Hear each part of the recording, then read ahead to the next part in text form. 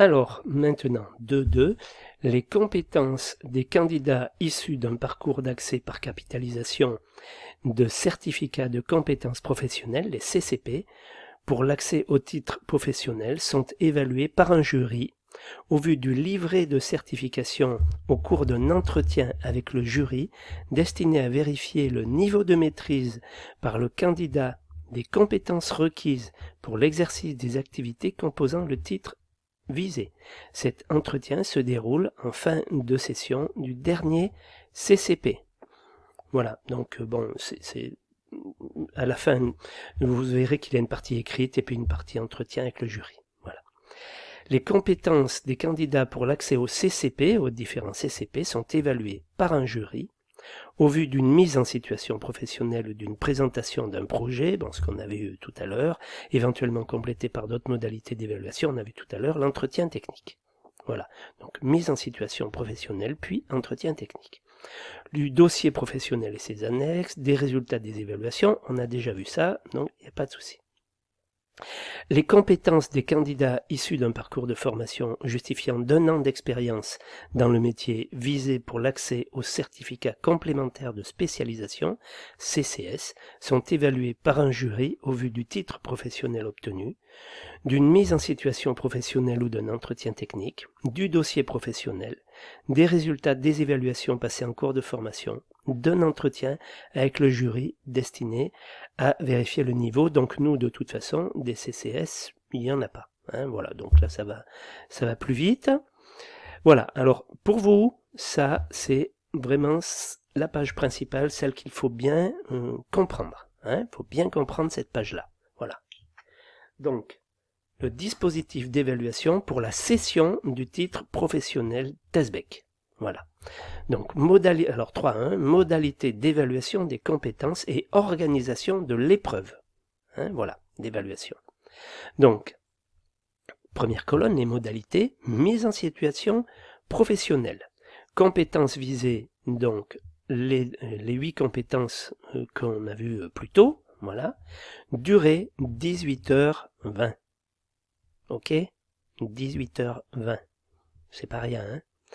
Donc, détail de l'organisation de l'épreuve. La mise en situation se déroule en 4 phases. Première phase, relevé de l'existence, ça dure 20 minutes, donc dans 20 minutes. Pendant 20 minutes, il y a un surveillant pour cette session d'examen. Le surveillant vous amène dans une pièce que je lui aurai indiquée, une pièce qui mesure entre 30 mètres carrés et 100 mètres carrés, et vous allez faire le relevé, c'est-à-dire indiquer les dimensions de la pièce, le plus que vous pourrez faire en 20 minutes. 20 minutes, ça passe très très très vite, vous pourrez voir. Voilà. Phase 2, pendant 7 heures, étude technique et maîtrise. Étude technique, on va voir, c'est l'étude des réglementations. Il faut faire une note technique.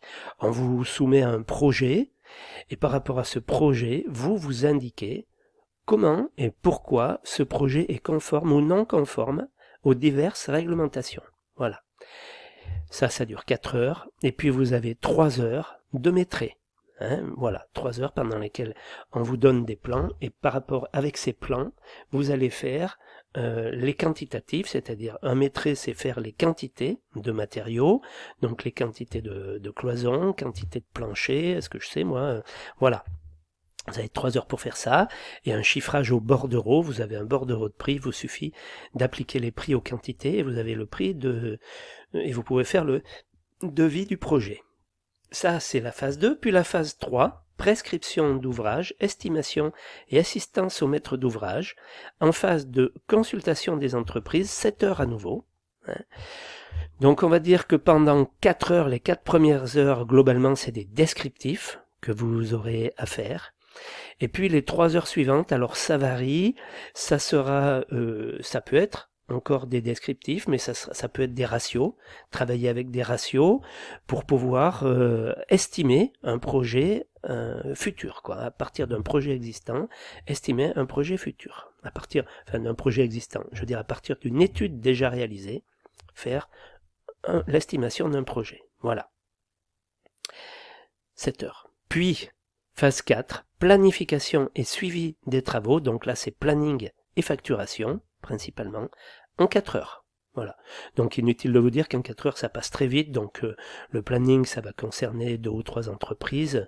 Là, la facturation, c'est pareil, ça sera pas trop compliqué, vous verrez. Hein, ça c'est, on aura l'occasion de s'y former et de s'y préparer.